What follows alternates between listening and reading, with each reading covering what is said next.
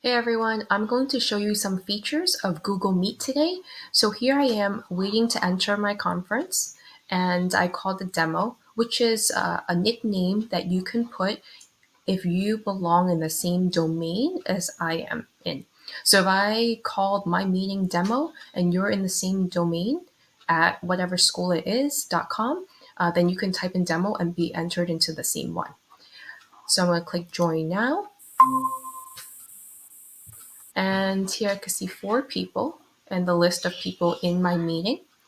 Now, one thing I want to point out is if you want to pin a person on the page, then you can just click on that person, and the pin will be that person showing up in the screen. Now, I find this one helpful, something good to teach your students because, take for example, a read aloud. If a teacher's doing a read aloud, you might see all your classmates on the screen, but you might really want to see the book that your teacher is sharing. So you might point out to them to click on people, click on the pin where it says your teacher's name, and so only your teacher shows up. Now, when it's time to share and to see your classmates talk, I would unclick the pin, and then now I can see the whole class again. When you click on people, the features that you can see is if you click on the person, you could pin the person to the screen. You can unpin the person. If you pin the person, they typically show up as the first box to the left. Okay. You have no control of unmuting a person. Okay. Here you can hide the participant. So this would be kind of cool for a mystery reader. They're in the background, but no one can see them. And then there's also removing a participant from the discussion. So I could remove this person, remove Cindy Wong from the call. I could click remove and cancel for now. So that's another feature that you can use. Now, there's 2 ways to get this grid view. Google Meet came out with a new feature where you click on the 3 dots. It says change layout.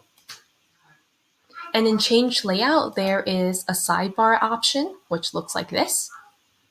And this is probably something you want to use while you're teaching because you would see the person talking and then you'll see your classmates on the right-hand side. Change layout again. This is the spotlight one. This could be it will only show the person speaking, but if someone forgets to mute themselves and someone else is talking, you might not see the person you want to see. Then also go back, change layout, and this is the new feature that Google Meet rolled out with. It's called tile. So tile mode is like this, very similar to the grid view. Now, of course, the feature isn't as great as the extension. So if you have the opportunity, you should download the Meet Grid View in the Chrome Web Store. So this is the Chrome Web Store. Type it in your extensions, type in Google Meet Grid, click enter. And this is the one you should download, Google Meet Grid View by Chris Gamble. And right now I have it downloaded, so it says remove from Chrome, but this is a great feature to use when you have a lot of people in a meeting. All right, I restarted my Chrome browser once I downloaded the extension. Would notice that the waffle is on the top right-hand corner. If I hover over it, these are the options that are available. So only show participants with video. If I check this, the other 2 participants without their cameras on will disappear. So now there's only 2 out of 4 of us. But I like to see everyone, so I would keep that unchecked. The second one, highlight speakers. So all 4 of my cameras, the microphones are off because it's causing a static and screeching. And so let me see if I can just do it really quickly and you'll see the blue outline around my name. There it is before everything squeaks.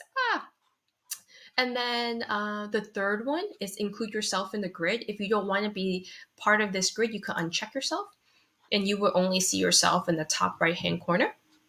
If I hover over it again, I'm going to include myself. And then the fourth one, enable grid view by default. So I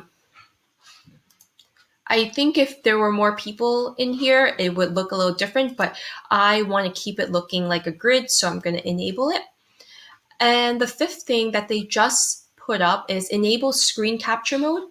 Now look at my screen, you could see the participants' names, but if I hover over it and click enable screen capture mode, you would notice that I shrunk a little, the grids got smaller, and all the names disappeared. So this is great to turn on if you wanted to take a screenshot of your class or something cool that you're doing and you want to share and you don't want to review the identity of your students or your participants. So that's something good to turn on. So I'm going to turn it off. And that's about it. Chat with you later.